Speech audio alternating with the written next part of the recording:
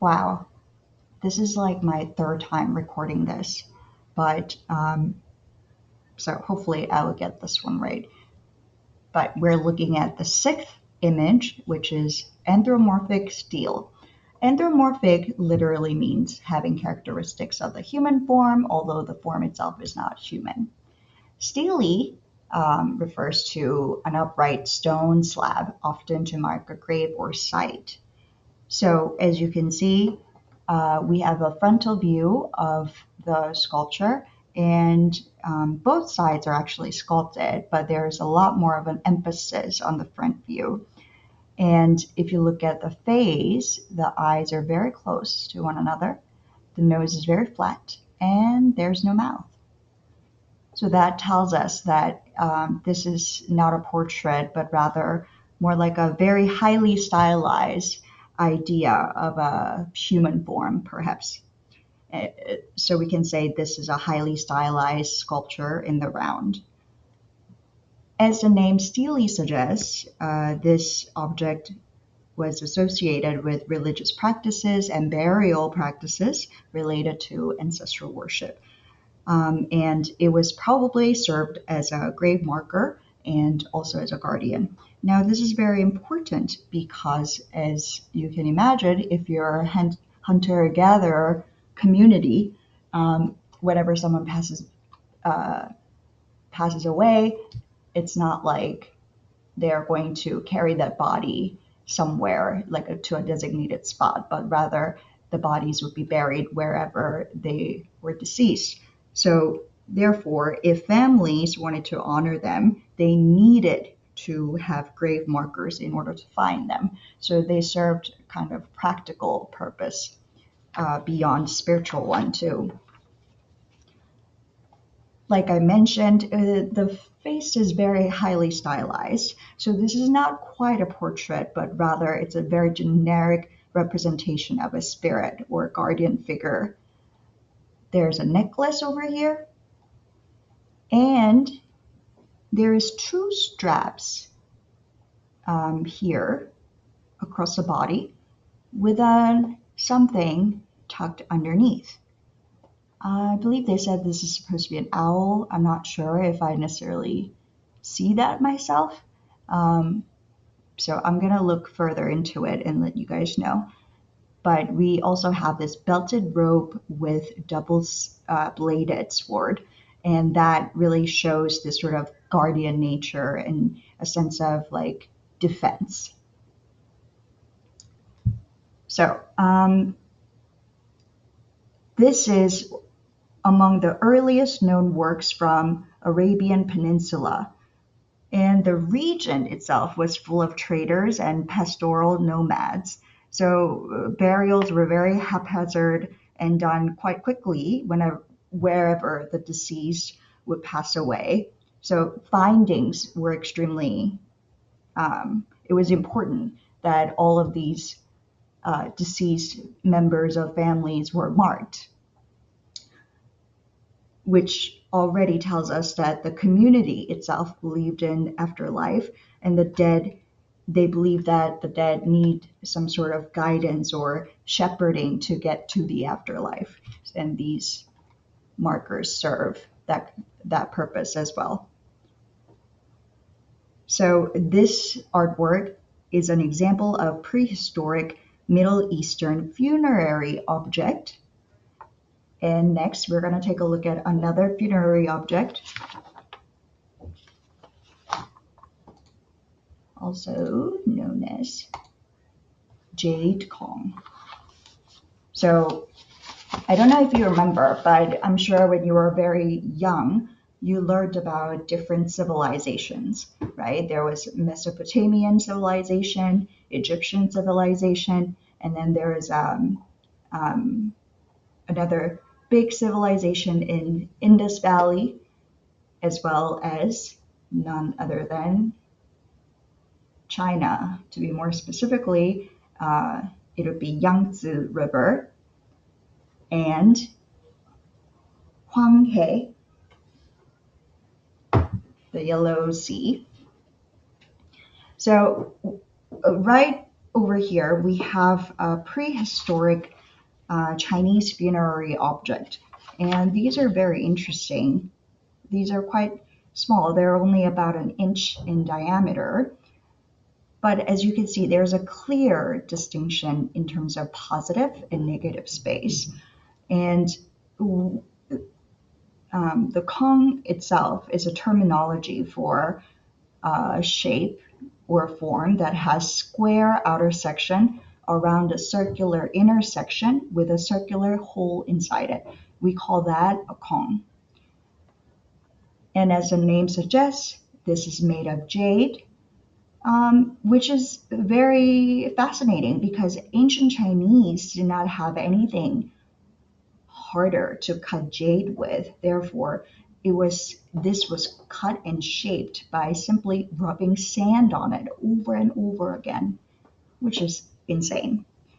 And as you can imagine, jade was very, very expensive. Um, and over here, we see something like stylized faces in the corners, along with some geometric shapes. And there's a sense of uniformity because of the same symbols get repeated over and over again. In terms of this Jade Kong's function, this was obviously to flex, to flaunt some sort of status. And this was found in graves in large numbers for people of high rank. And they kind of, just like the stele we looked at, they kind of served as presence of spirits or sort of deities. Um, but no writings have been found to explain their meanings. So these are all sort of our guesses. Nothing's for sure. Now, if we look at the object in terms of content, we have these sculpted faces, kind of stylized faces. They suggest some sort of hybrid figures, and they are on all four corners. And while we don't really know for sure, we kind of rely on common Chinese symbolism, where historians have surmised that round interior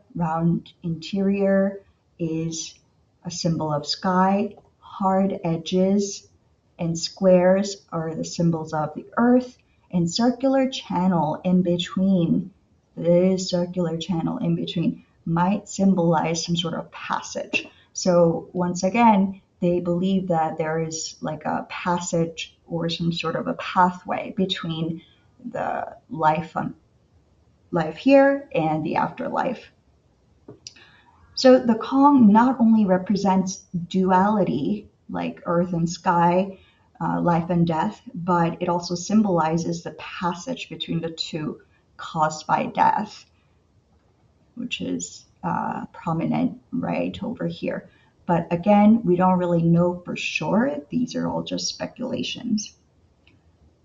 So these objects were found around the Yangtze River Valley during the Neolithic period. So what we know about Neolithic period is that there was human settlement and there was beginning of agriculture. So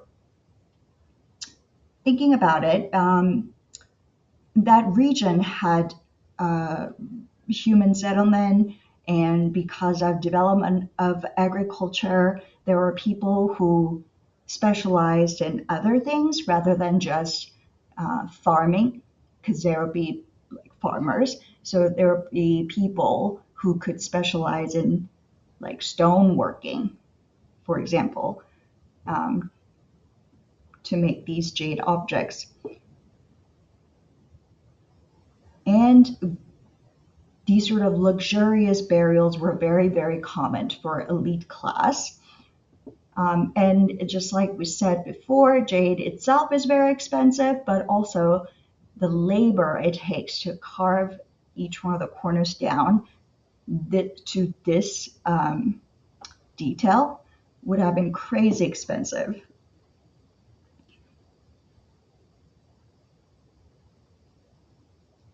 Yeah. So I guess that was one way of people flexing back in the days. So we just looked at a jade cong, which is a prehistoric Chinese funerary object. And again, this sort of touches on this our prehistoric idea that there is an afterlife and people need some sort of shepherding or guidance in order to get to the afterlife.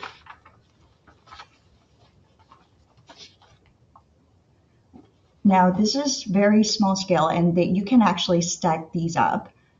So they range in height. But we're gonna take a look at something huge now. The famous Stonehenge. Stonehenge. Anyway, so the form itself is quite basic. We covered this very briefly before, but we talked about how in Neolithic movement, there was that also marked the beginning of architecture. And the beginning of architectural structure is post and lintel, which is what you can see over here. Post, these two vertical slabs with a horizontal slab on top. And they're also in mortise and tenon. Mortise means stones with holes, and tenon means it's got some sort of extension on holes. So all these stone slabs would fit like Legos. And all of these stone pieces were arranged in this sort of henge, which is a Neolithic monument characterized by a circular ground plan of stone, commonly used for rituals and marking astronomical events. And each one of the stone consists of megalith, which is a large single piece of stone used in large stone structures. So we have some large uncut stones over here. And the thing is, this is huge, right? So it's beyond what we can see in the picture here, as you can see with looking at from far view. So construction is actually a mystery because there are hundreds of these giant, like megalith. Some stones weigh over 50 tons, and most are 25 tons. And 1 ton is about 2,000 pounds. And I am about 50 kilograms, and in pounds, I am about 110 pounds. So you can imagine how heavy these must be. And all of these megaliths are from over 20 miles away. So they assume that they were moved via rolling logs or wooden sled on animal fat because they actually did not have knowledge of pulleys at that time. And the vertical stones raised upwards were actually using holes in the ground, so they fit into it nicely. And the horizontal stones raised upwards were raised with wooden platforms. So I don't know, we have no idea how they did it, but that's incredible. In terms of function, this was very site specific because the site itself was a space tied to fertility of the land. And historians actually found a lot of abundance of remains of deer in this area, which tells us that it was naturally a very abundant area.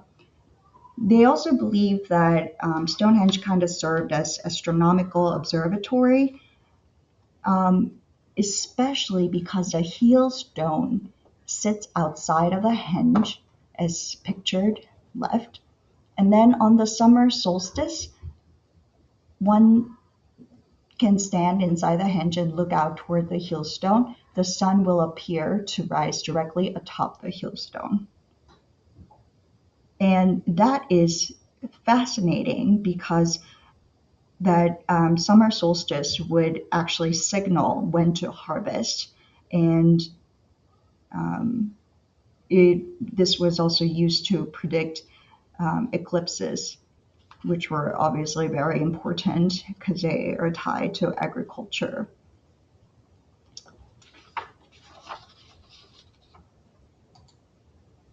So as you can see, we have lintel, post and lintel structure, and mortise and tenon. Mortise and tenon.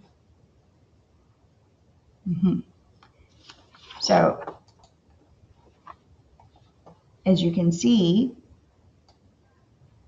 this just explains. Oopsie. As you can see, a circle of megalith and other stones were put together. Blue stones are the smaller stones. For example, like the smaller stones that are not megalith. And the heel stones are the stone on the outer edge of the cromlech. I'm not sure if we read it as cromlech or cromlech. That marks the point at which the sun rises at the summer solstice. So this would be the heel stone over here. And like I mentioned before, the heel stone, the sun will appear to rise directly above the heel stone during summer solstice. It might be, natural for you to think that perhaps this was related to ancestral worship yet again, but no burials were actually done within the center of the cromlech. I should look into that, how to pronounce it. And there were evidence of cremations surrounding the site. So it was not necessarily a funerary funerary architecture. And this must have taken 1,000 years to build. So this was utilized, passed down knowledge that's been passed down from generation to generation. And site originally contained wooden buildings, shrines, and more monuments of stones. So not quite burial sites per se, but it could be spiritually intertwined.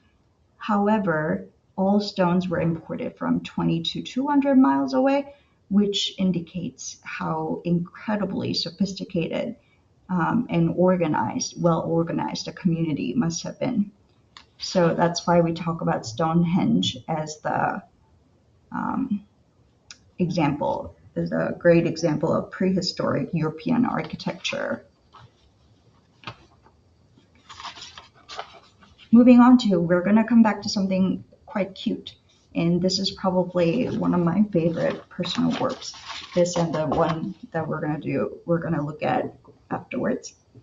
This is the Ambum Stone. And this is an example of a prehistoric oceanic ritual object. And again, this is figurative and representational, but also highly stylized. And this is sculpture in the round, meaning you can view it from all 360 points of view. And this was carved out of gray whack, which is apparently a hard gray stone. And as you can see, they must have spent weeks and months chipping and hammering. Now, I put this lovely picture of echidna right next to it because they're supposed to be related. We'll go over that in a little bit. But although this looks very cute, it was actually utilitarian, and it was used to prepare food and offerings. And they believe that perhaps it was used in ritual context as well, possibly in terms of fertility. Now, thinking about echidna over here, we're not sure what exactly it's supposed to be. We don't know if it's supposed to be a masked human or like a hybrid figure, or it could be an embryo of long-beaked echidna in the fetal position. Anteaters were significant because of fat deposits, so they were excellent um, to hunt back in the days. So that is something for us to consider in terms of why echidna might have been chosen. But again, we're not sure if this is an echidna in fetal position or if it's a masked human or some sort of a hybrid figure. The context of this work is that it was discovered in Pacific Cave in the early 1960s, and it is one of the earliest Pacific works of art to have been discovered. So this tells us a lot about Neolithic Pacific community, which was an agricultural community, and fertility rituals would have been very important for them, especially for harvest. So this was an example of prehistoric oceanic oceanic ritual object. Now moving on to my other favorite sculpture, Tlatilco female figurine. So I just love this work so much. But if you take a look, this is a sculpture in the round, meaning it can be viewed from multiple sides. And this is a true nude. So that means it has no jewelry, no headgear. It's just completely nude. However, it is very stylized and it has very exaggerated sense of proportion, as you can see. We have heavy thighs, wide hips, and very thin waist. And even our face over here is extremely stylized. We have two noses and mouths, but only two ears and three eyes. This was made of clay with a sharp tool that was used to incise details. To incise means to cut into a surface with sharp instrument, as you can see in details over here. Amazing. And this is only about 4 inches tall, so quite small, but very intense of an object. This is a prehistoric Mesoamerican funerary object. So as we mentioned earlier, the large sort of voluptuous woman implies healthy, fertile bodies, and this was actually found in burials. And the fact that this was buried, found in burials, and the fact that this object shows two faces could be connected. It could be that they're actually depicting conjoined twins, or it could be that this figure is supposed to be sort of otherworldly being, like a deity or a creature that straddles life and death, this world and the next. To this community, to this particular prehistoric American community, they belong, this figure could belong in the other world. And this figure clearly embraces idea of duality. We talked about idea of duality with the Jade cong, life and death in this world and the next world. And again, this sculpture could be the shepherd to the dead for afterlife.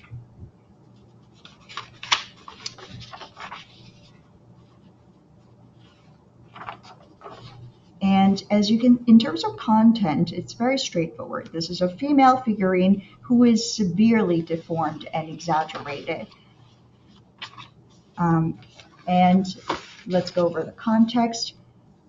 Tlatilco, Mexico, the region, is well known for distinctive figurines, and all of them seem to have some sort of deformity. And we're not sure if they necessarily hint at anything specific at this point, but we do know that in this community, conjoined twins became an important symbol of other social attitudes and cultural concerns.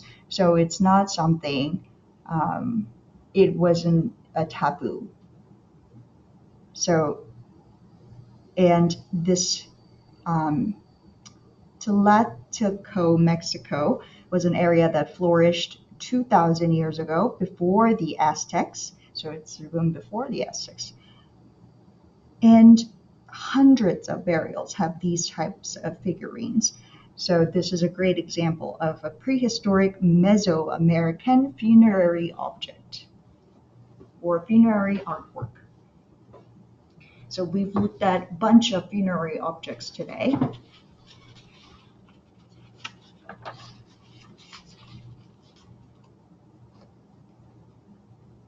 Last but not least, we have our terracotta fragment from the prehistoric oceanic culture again.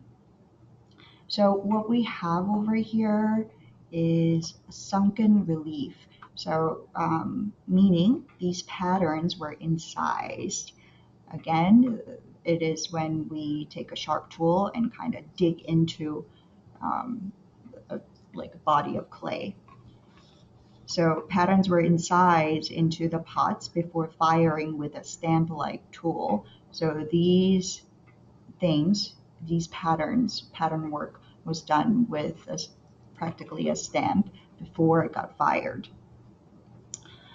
Apparently, sand was mixed into this clay mix to make the vessels more durable. And as you can imagine, this was a utilitarian object for cooking or for serving or for storing food. And given the decoration, again, when we see this sort of elaborate decoration, that usually indicates it's from a very important social class, and it indicates a certain status. The fact that it is broken also tells us that this piece was frequently used. In terms of the pattern work, we see lots of geometric and elaborate patterns, and occasionally stylized faces, as you can see one over here, are made. To tell you a little bit more about the context, this was done in Lapita, and Lapita is known for ceramics, and it was an oceanic seafaring community. So they were ancestors to modern day Polynesia, and they were skilled with navigation, and they hunted in the sea. And a lot of times they used clay boxes to collect fish. So that tells us how and why they must have been so skilled in working with clay. So this work is an example of a utilitarian artwork from prehistoric Oceania. All right, so those are the 11 artworks that you have to know for the AP exam, Unit 1, Prehistoric. I hope this wasn't too boring. I will work on trying to make my presentation a little bit more entertaining. And thank you so much. I'll see you guys in class. Bye-bye.